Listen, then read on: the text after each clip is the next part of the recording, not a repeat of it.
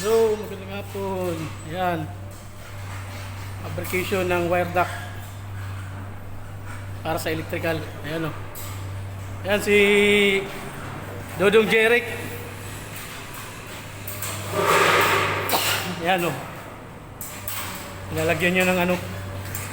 Ayan yun o. Ayan.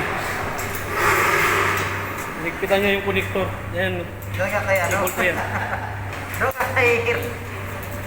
Ito si Dodong Jeric, ano to eh, masyadong mahihain to eh. Alam niyo naman, anak lang ng kablas, kaya ganyan talaga. Kaya ganyan.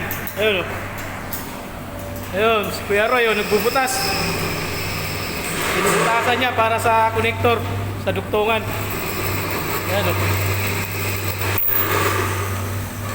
Ayan, niya. Ayan si Chong Perde. Ayan o. Para sa electrical, ayan o.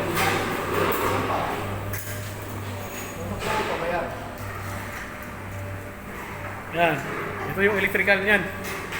Ayan o. Diyan namin ilalagay. So, wala rito yan. Ibabaw yung electrical niya. Ayan o. Naka-wire duct siya. Para maganda siya tingnan, malinis. Ayan o. Ayan, ayan o. Diretso yan. Ayan. Ganito yung pag-installation ng ng cable tray. Diretso yan. Kailangan naka-level yan para pantay-pantay. Lace. O, ayan. Guys, hanggang dito na lang ha.